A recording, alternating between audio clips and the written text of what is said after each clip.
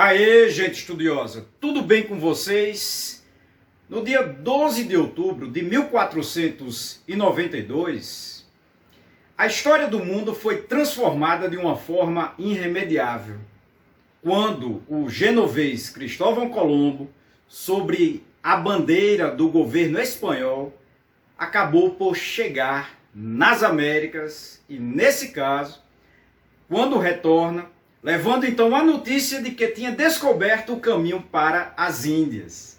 Na verdade, como todos vocês sabem, ele não descobriu o caminho para as Índias. Tinha acabado de chegar nas Américas. Na videoaula de hoje, nós vamos falar de uma forma muito breve sobre esse momento espetacular, mas principalmente o enfoque principal é sobre as sociedades pré-colombianas. Exatamente. Essas grandes sociedades, esses grupos humanos fantásticos que nos deixaram legados incríveis, principalmente, claro, para as próprias Américas, aonde elas são definidas por esse nome, por causa justamente dessa chegada de Cristóvão Colombo. Então, que seja claro aí para todos vocês logo no início. Todos os grupos, vejam só, todas as sociedades que habitavam aqui as Américas, de um modo geral, são definidas como sociedades pré-colombianas. Ou seja, sociedades que estavam nas Américas antes da chegada de Cristóvão Colombo.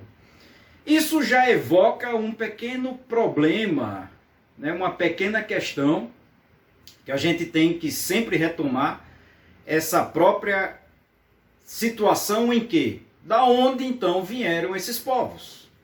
Então, é claro que existe uma gama enorme de teorias de onde eles vieram, quando chegaram, por onde chegaram, mas existem aquelas teorias que seriam, vamos dizer assim, mais plausíveis, mais verídicas ou mais próximas de uma realidade, né, daquilo que seria possível. E é nisso que vocês têm que ter em mente, em foco, né? Aonde vou apresentar aqui para vocês, dentre esse conjunto de teorias, pelo menos 3 daquelas que são as mais aceitas. A famosa rota que seria ali pelo norte, a rota chamada de rota pela Beríngia, né? Pelo Estreito de Bering, essa região que eu estou mostrando aqui no mapa para vocês, que vai, vamos dizer assim, se aproximar, ou seja, tem essa proximidade entre a Ásia, como vocês podem ver aqui, o continente asiático, e a América do Norte, especificamente aonde fica o estado dos Estados Unidos, chamado de Alasca. Então essa rota seria uma rota muito fácil para aquela época, onde os grupos seriam nômades, para simplesmente ter atravessado. E é por isso é considerada a rota mais factível, ou seja, que realmente eles devem ter atravessado por essa região. Muito embora eles também poderiam ter atravessado por outros locais, ali como, por exemplo, pela famosa rota Malásio-Polinésia, a rota ali pela a região do Oceano Pacífico, mais precisamente por esses locais que eu estou mostrando aqui novamente para vocês, assim como uma terceira rota, que também é muito similar a essa, mas vindo mais aqui pelo sul, por essa região, saindo ali de áreas como, por exemplo, a Austrália. Então eles teriam atravessados.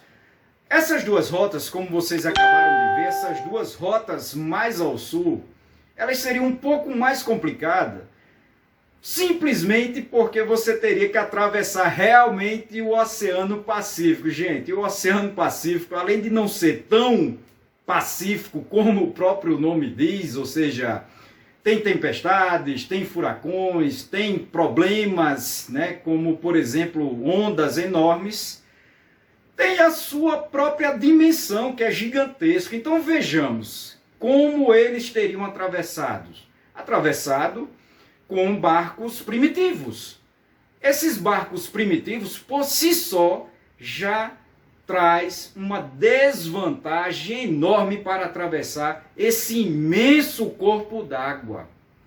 Então, não estou dizendo com isso que seria impossível. É possível. Porém, é extremamente difícil, complicado deles terem atravessado.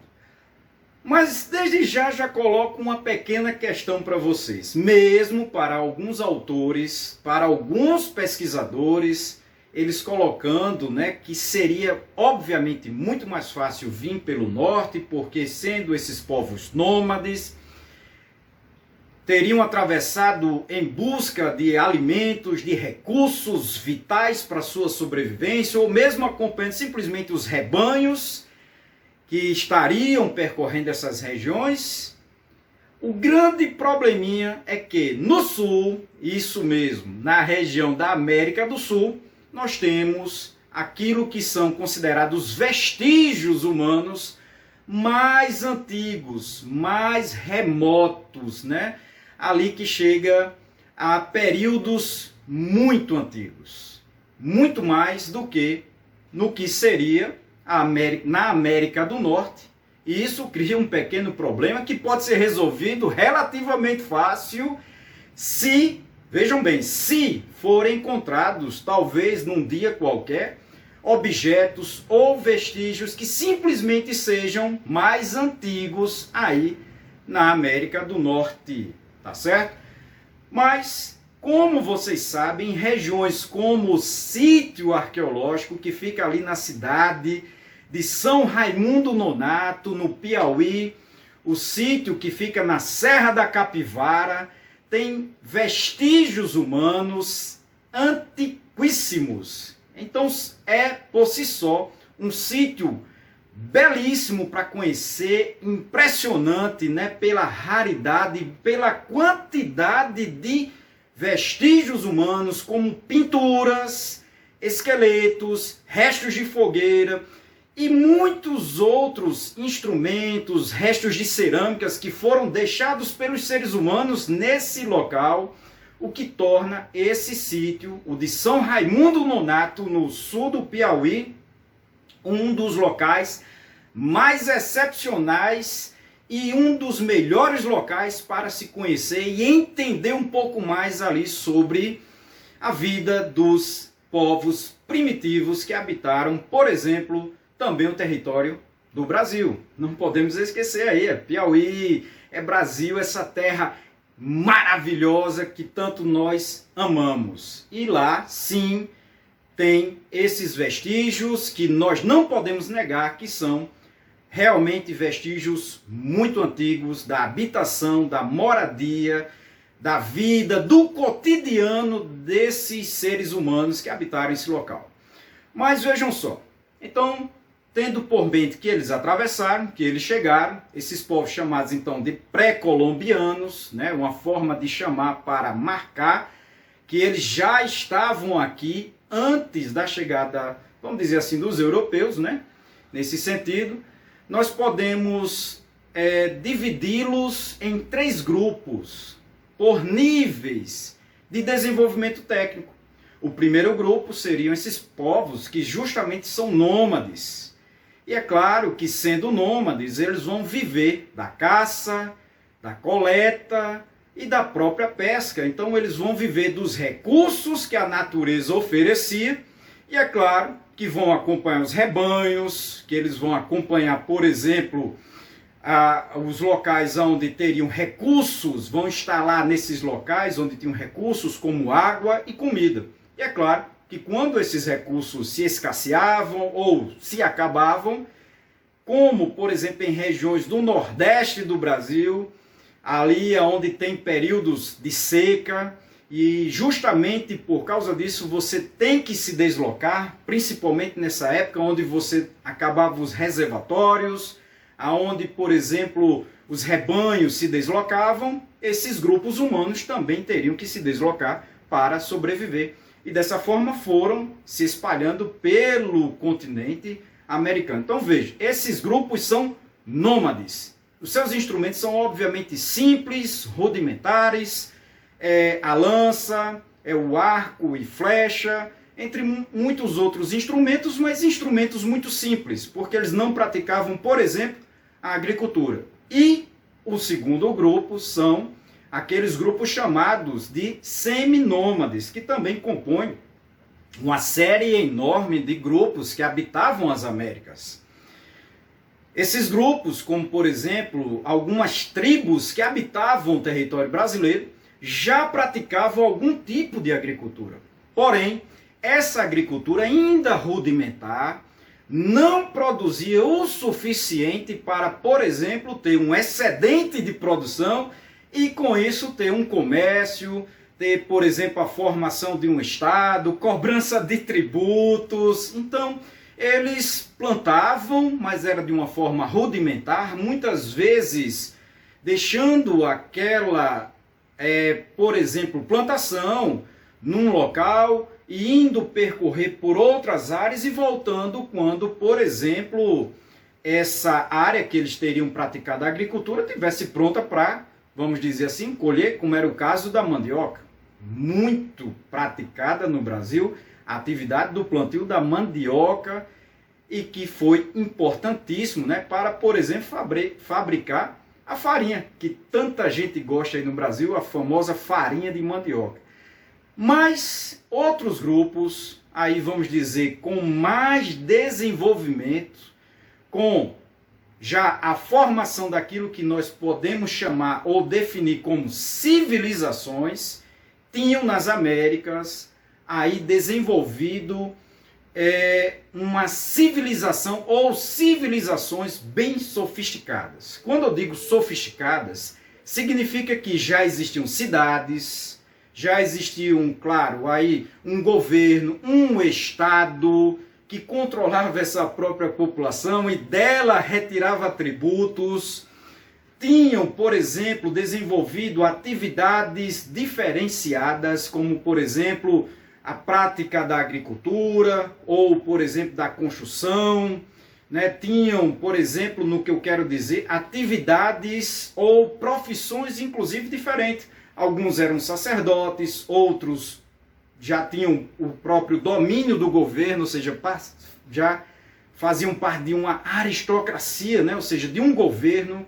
Então tinham níveis, camadas, grupos sociais, já tendo então, nesse caso, uma sociedade estamental. Em muitos casos, muito rígida, hierarquizada, fixa, né? Estamental, como era o caso de algumas sociedades, entre elas a sociedade maia, que em outra videoaula nós iremos abordar de uma forma mais específica essa impressionante civilização, e outras sociedades como a Azteca, que justamente surgiu ali onde hoje é o México, mais precisamente aonde hoje é a capital do México, né? Onde fundaram uma cidade, né? Os astecas, aonde ela veio a essa cidade ser a capital desse império. Sim, justamente os astecas formaram um império, foram impressionantes, assim como os maias, nas construções, na sua arquitetura, engenharia, no seu desenvolvimento, por exemplo, da astronomia, de cálculos matemáticos. É isso mesmo.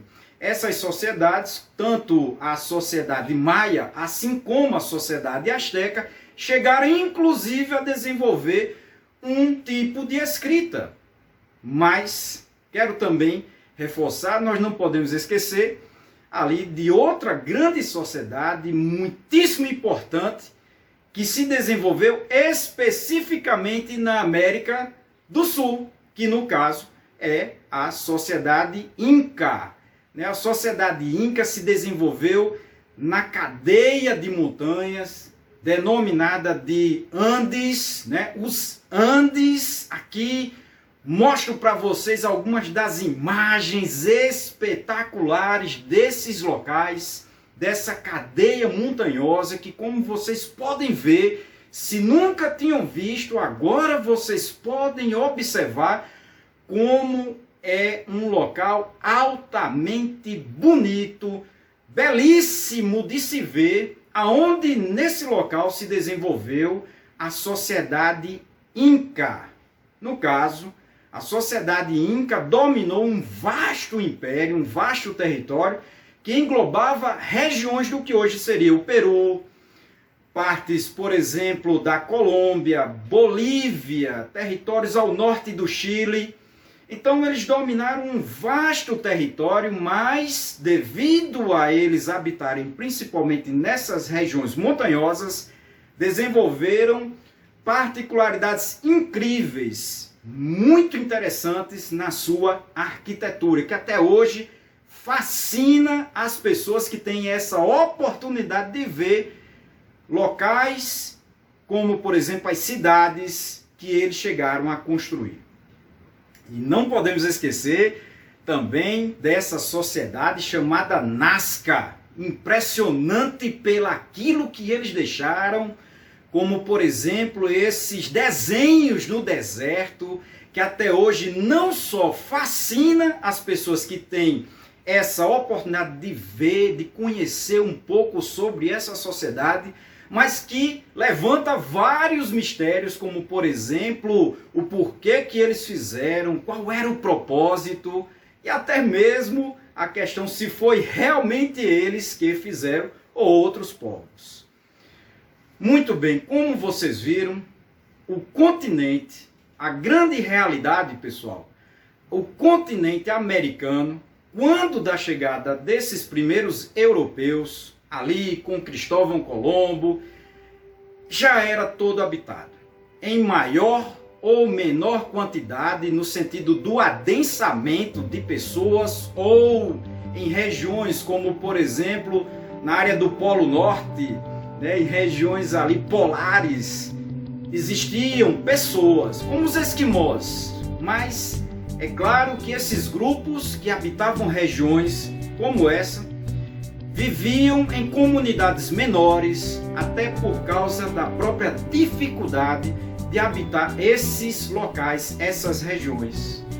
Mas em outros locais, aonde foi possível desenvolver técnicas agrícolas, surgiram inclusive sociedades impressionantes. Aqui nas Américas, essas sociedades, em termos de construções, em termos daquilo que eles fizeram, rivaliza, no bom sentido, com sociedades antiquíssimas, como, por exemplo, a sociedade egípcia ou sociedades que se desenvolveram no Oriente Próximo. Foi também durante esse período, ali por volta de 4.000 anos antes de Cristo, que já começa a surgir essas sociedades que desenvolveram técnicas agrícolas e com isso a sedentarização. E com essa sedentarização, que não é só sedentário, não significa ali só estar acima do peso não, ou não fazer nada. Pelo contrário, a questão de ser sedentário nesse ponto aí do que a gente está dizendo é que eles desenvolveram ali a agricultura e com isso moravam fixo, né? Tinham essa capacidade pela própria reprodução do alimento. Como então vocês viram, essas sociedades se desenvolveram e criaram coisas, estruturas que foram impressionantes, como as suas próprias cidades, pirâmides, templos e palácios, que tanto fascina as sociedades hoje em dia pelo aquilo que eles fizeram. Estamos terminando. Não esqueçam todos vocês que estão chegando agora pela primeira vez no canal de se inscrever. É importante também que você dê o seu like, assim como também ative o sininho. E todos aqueles que desejarem também podem mandar, né, para outras pessoas, né, ali o próprio vídeo, né, indicando para outras pessoas assistirem. Estamos terminando, como eu já disse, e até a próxima, pessoal!